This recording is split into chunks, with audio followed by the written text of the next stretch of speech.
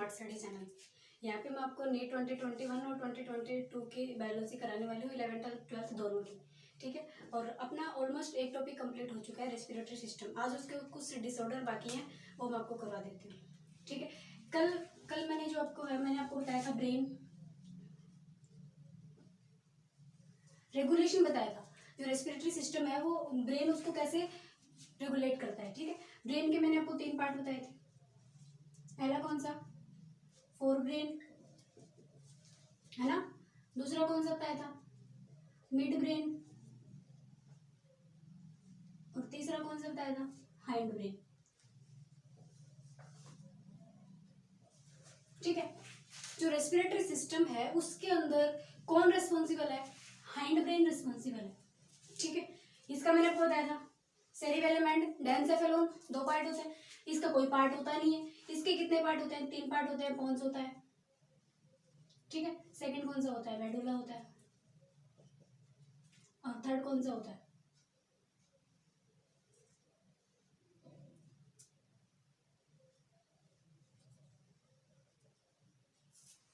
Cerebellum होता है। Cerebellum. हाँ, हाइंड ब्रेन के कितने पार्ट बताए थे? 3 पार्ट बताए थे। ये अपना जो है ये क्या है?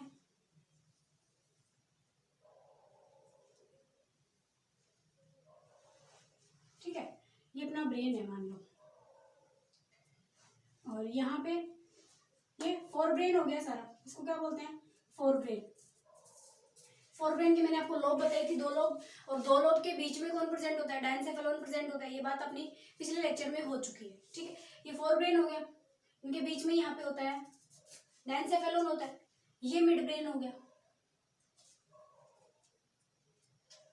ठीक है, मिड ब्रेन के बाद नीचे होता है पोन्स, और फिर उसके नीचे होता है मेडुला, और मेडुला से नीचे नर्व्स ऐसे जारी होती है। और यहाँ पे जो है ये होता है सेरिबेलम।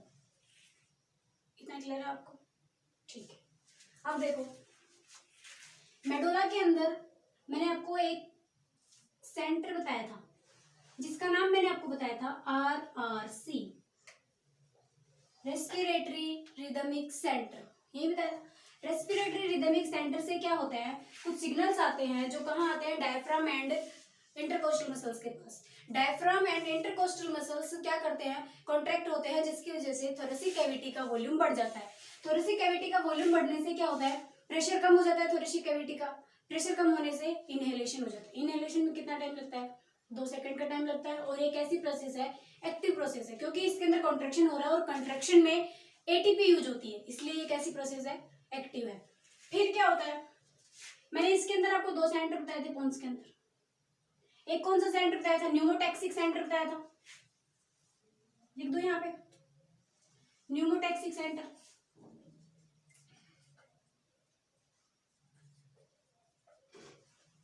और एक बताया था एपनेस्टिक सेंटर, यहां लिख देते।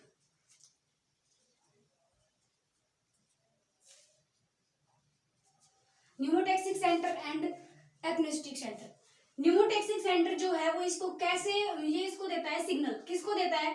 RRC को देता है। कैसे सिग्नल देता है? नेगेटिव सिग्नल देता है। और एपनेस्टिक कैसे सिग्नल देता है? पॉजिटिव सिग्नल देता है। नेगेटिव का सिग्नल का मतलब क्या है? ये कॉन्ट्रैक्शन को रोक देता है। और जब ये पॉजिटिव सिग्नल देगा तो ये कॉन्ट्रैक्शन को फिर से शुरू करेगा। किसका कॉन्ट्रैक्शन?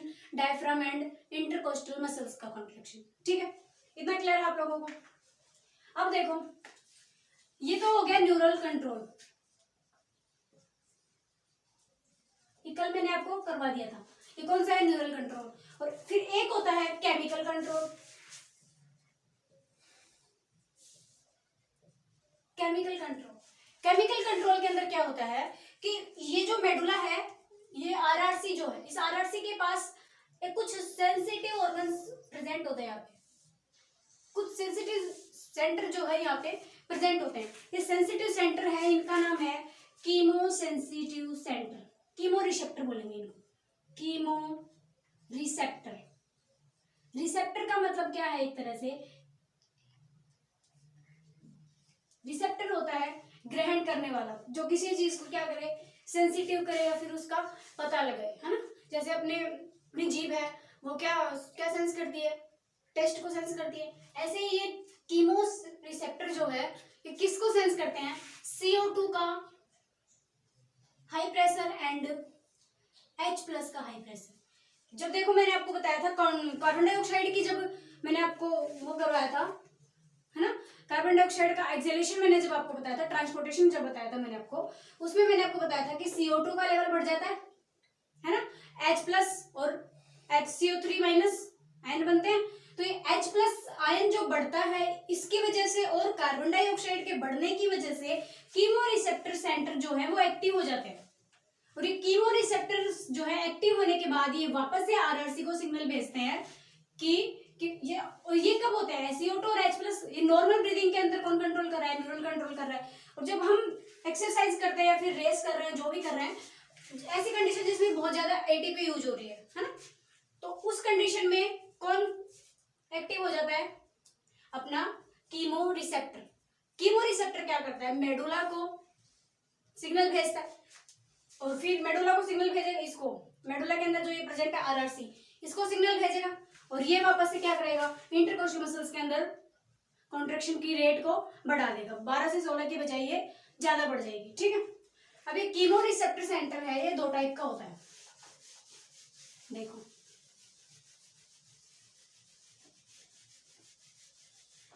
कीमो, यहां लिख दू, कीमोरिसेप्टर्स कितने टाइप का? पहला कौन सा? सेंट्रल, और दूसरा कौन सा? पेरिफेरल। ठीक है, पहला कौन सा? सेंट्रल, और दूसरा कौन सा? पेरिफेरल।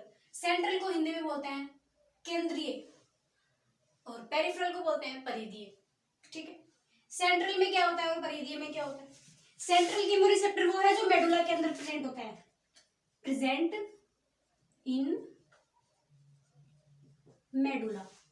मेडुला में आरआरसी के पास जो प्रेजेंट होता है। पेरिफेरल कौन सा होता है? जो हार्ट के अपने को आयोटा होती है ना, हार्ट के अंदर आयोटा में प्रेजेंट होता है, आयोटा में प्रेजेंट होता है। ठीक है, आयोटा से निकलती है कैरोटिड बॉडी, इसमें से निकलने वाले को बोलते हैं तो एयोटिक बॉडी बोलते हैं,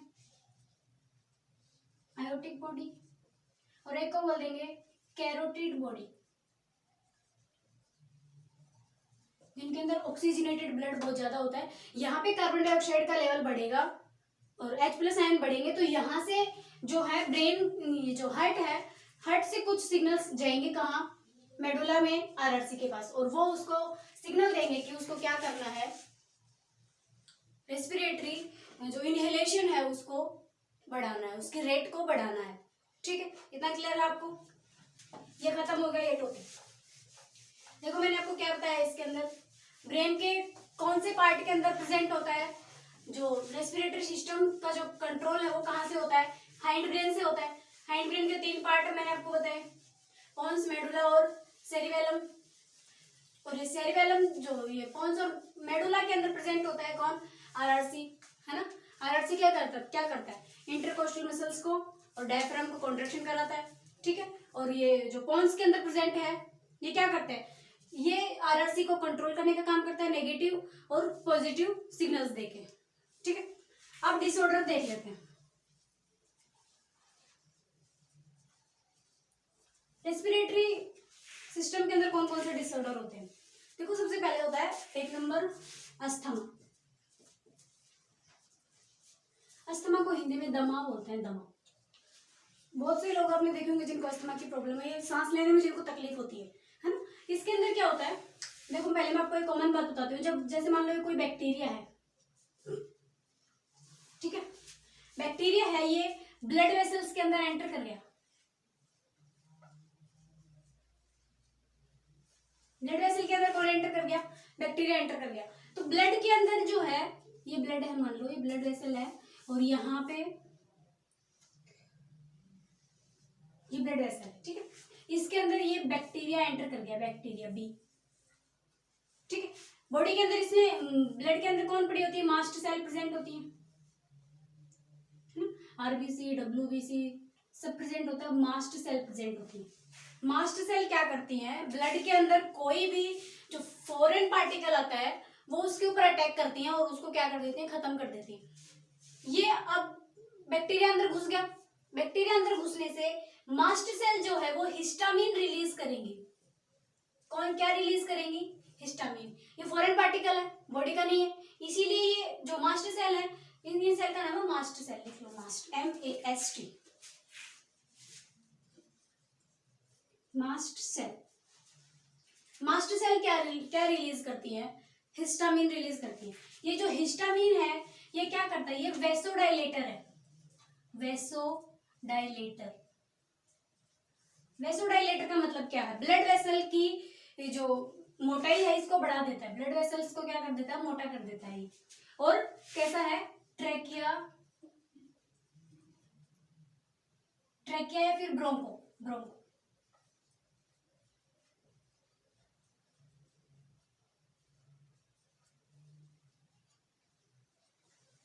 ब्रोंको कंस्ट्रक्टर क्या करता है? हिस्टामिन ये जो ब्लड कैपिलरी है, ब्लड वेसल है, इसको तो क्या कर देता है? मोटा कर देता है। और ब्रोंकाई जो है, अपने पढ़ा था ट्रेकिया के, फिर प्राइमरी ब्रोंकाई, सेकेंडरी, टर्सरी, उन सभी उनको क्या करता है? कंस्ट्रिक्ट कर देता है, सिकुड़ा कर देता है। जैसे देखो ये ब्रोंकाई है, मान लो ये ब्रोंकाई आ रही है ऐसे, बहुत सारी ब्रोंकाई जैसे होती है ना।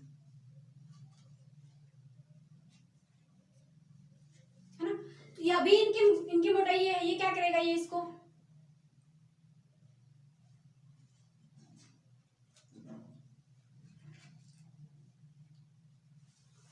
पहले ये मोटी है, ये इनको क्या कर देता है? सकड़ी कर देता है। कौन? हिस्टामिन। हिस्टामिन के दो काम है, वेसोडाइलेटर और ब्रोंकोकंस्ट्रिक्टर। वेसोडाइलेटर मतलब जो ब्लड कैपिलरी है उसको क्या करता है? डायलेट करता है। और ब्रोंकाई को क्या करता है? कॉन्ट्रैक्ट कर देता है। ठीक है, इतना समझ में आ गया आपको? अब देखो, जिसकी वजह से क्या होता है? वेसोडाइलेटर मतलब जो ब्लड कैपिलरी है वो फैल गई है, फूल गई है, फूलने की वजह से ये इन्फ्लामेट कर देता है, इन्फ्लामेशन। इन्फ्लामेशन हो जाता है किसके अंदर? जैसे मान लो अपने को यहाँ चोट लग गई और यहाँ से कुछ पार्टिकल अंदर एंटर कर गए, वो पार्टिकल अंदर एंटर करने के बाद वो मास्ट सेल पे अटैक करेंगे और मास्ट सेल क्या रिलीज करेगी? हिस्टामिन रिलीज करेगी। और हिस्टामिन जो है वो क्या करेगा? वैसोडाइलेट कर देगा, जिसकी वजह से इन्फ्लामेशन आ जाएगी। यही बात हो रही है। अब देखो, ये तो है नॉर्मल बात। अब अस्थमा की बात कर लेते हैं। अस्थमा के अंदर क्या होता है? बाहर से हम सांस लेते हैं तो जैसे कोई पोलन ग्रेन चला जाता है, कोई डस्ट पार्टिकल चले जाते हैं, इनकी वजह से जो बॉडी है ये हाइपर सेंसिटिव हो जाती है। हाइपर सेंसिटिव बॉडी क्या हो जाती है? हाइपर सेंसिटिव हो जाती है। मतलब जो बॉडी के लिए हार्मफुल नहीं है, जो बॉडी के लिए हार्मफुल नहीं है, उनके लिए भी क्या करती है? हिस्टामिन रिलीज कराती है। तो ये हिस्टामिन रिलीज हो जाता है इसमें, अस्थमा के अंदर। और ये हिस्टामिन क्या करता है? वैसोडाइलेट करता है और ब्रोंकाई को क्या कर देता है? सकड़ा कर देता है। अगर ब्रोंकाई सकड़ा हो गई तो सांस आसानी से नहीं ले पाएंगे। ठीक है, अस्थमा कंप्लीट हो गया। अस्थमा के अंदर क्या है? हिस्टामिन रिलीज होता है, किसकी वजह से? पोलन ग्रेन या फिर जो डस्ट पार्टिकल है उनकी वजह से। क्यों होता है? क्योंकि बॉडी इसके अंदर इम्यून सिस्टम हाइपर सेंसिटिव हो जाता है। इतना क्लियर है आपको? अब देखो, सेकंड डिजीज है एम्फाइसीमा। सेकंड डिजीज कौन सा है? एम्फाइसीमा। इसके अंदर क्या होता है? ये एक तरह जैसे अपनी ये है ट्रेकिया है, ब्रोंकाई है ना, ये लंग्स है।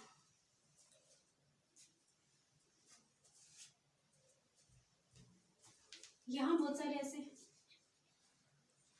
ऐसे एलवेलाई होती है, इधर भी ऐसी होती है, ऐसे ही होता है। एम्फाइसीमा के अंदर क्या होता है? जो अपनी वायु कुपिका है जिसको बोलते हैं एलवेलाई, है ना, एलवेलाई ऐसी होती है, गुच्छे में होती है, प्रेजेंट ऐसे, है ना। इसके अंदर की तरफ क्या होता है? लेसिथिन प्रेजेंट होता है, मैंने आपको बताया था। टाइप सेकेंड सेल जो है वो क्या सीक्रेट करती हैं? लेसिथिन सीक्रेट करती है। और लेसिथिन क्या करता है?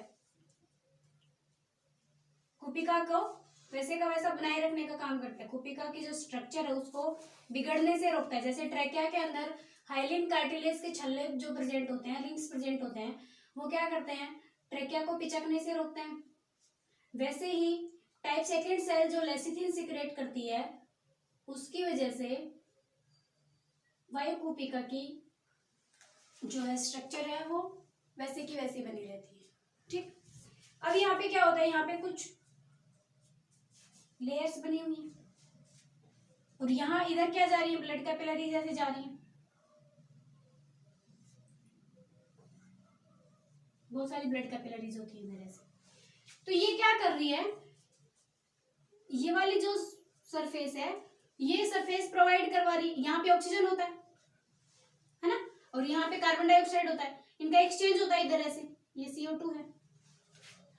तो ये एक्सचेंज होता है, ये वाली जो लेयर है ये किस में हेल्प कर रही है, सरफेस एरिया बढ़ा रही है। ये एक्सचेंज का सरफेस एरिया बढ़ा रही है। एक्सचेंज का सरफेस एरिया एफआई सीमा के अंदर क्या हो जाता है, घट जाता है। ये कैसी हो जाती है, एल्यूलाई, ये तो जनरल एल्यूलाई है, नॉर्मल। अब क्या होता है, इसमें एल्यूलाई कैसे हो जाती है,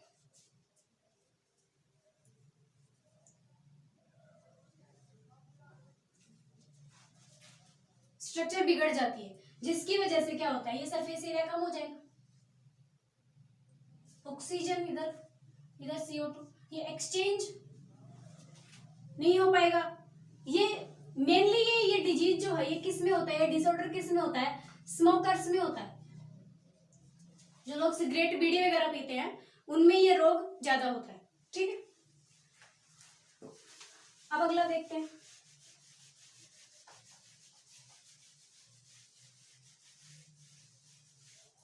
एक है एक्यूपेशनल रेस्पिरेटरी डिजीज।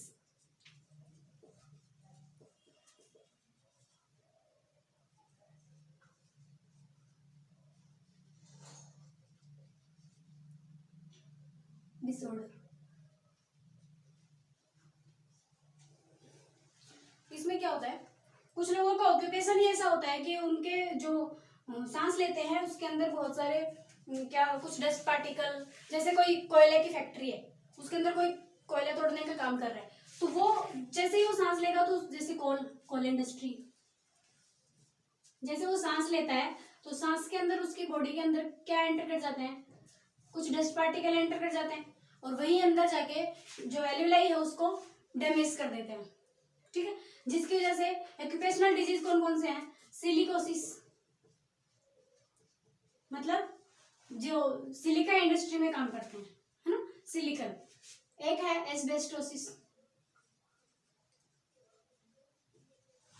ठीक है, ये कौन सी डिजीज है, ये एक्यूपेशनल डिजीज है, मतलब 10 और ये कितने साल में होते हैं, 10 से 20 साल, इतने टाइम बाद। ये ऐसा नहीं है कि एक दिन काम किया और इनको रोग हो गया, एक दिन में नहीं होता, 10 से 20 साल ये लगातार काम करते हैं तब इनमें ये रोग होते हैं, सिलिकोसिस और एस्बेस्टोसिस। ये कैसे डिजीज है, एक्यूपेशनल डिजीज है।